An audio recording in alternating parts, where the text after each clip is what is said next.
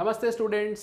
Entropy की पढ़ाई जो सेकेंड लॉ में की जाती है थर्मोडायनामिक्स में एक बहुत ही इम्पॉर्टेंट टॉपिक बन जाता है। फर्स्ट लॉ पढ़ने के बाद स्टूडेंट का काफ़ी थर्मोडायनामिक्स कवर हो जाता है, लेकिन आजकल के एग्ज़ाम का पैटर्न जनरली सेकेंड लॉ की तरफ शिफ्ट हो गया है। इसमें वो स्टूडेंट की मैच्योरिटी, सेकेंड लॉ की समझ को जानना चाहते हैं।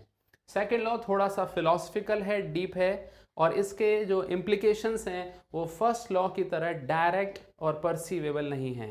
तो आइए देखते हैं सेकेंड लॉ है क्या। सेकेंड लॉ ये कहता है कोई भी प्रोसेस जब होगा, यानी नेचर में कोई प्रोसेस होता है जिसे स्पॉन्टेनियस कहते हैं, वो इसीलिए होता है क्योंकि वो total entropy of the universe को बढ़ा देता है, right, which we can mathematically express like this, delta S, S is the entropy, randomness of the universe, it is positive. So delta S positive का मतलब final entropy of any system या universe is more than the initial entropy, right? So entropy of the universe increases naturally.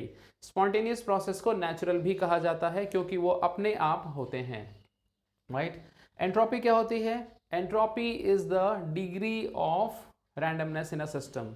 इसका अंदाज़ा ऐसे लगा सकते हो, solid से ज़्यादा डिसऑर्डर्ड है लिक्विड क्योंकि मॉलिक्यूल ज़्यादा हरकत में हैं, चल फिर रहे हैं, लेकिन अभी भी वो एक बाउंड्री के अंदर सीमित हैं।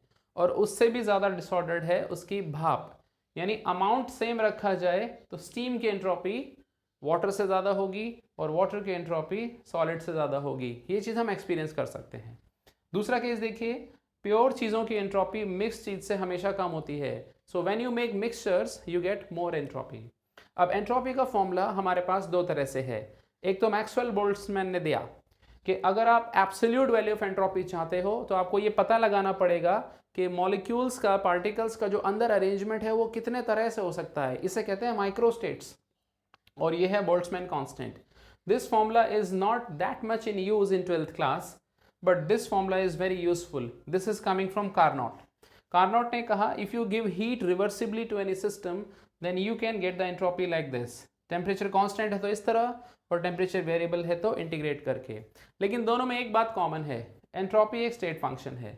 तो अपने लेवल पर थर्मोडायनेमिक्स के क्वेश्चन में हमें एंट्रोपी की कैलकुलेशन इस एक्सप्रेशन से करनी होगी। Now let's come to the heat flow. हमें जानते हैं हीट अपने आप किधर जाती है, गर्म चीज से ठंडी चीज की तरफ।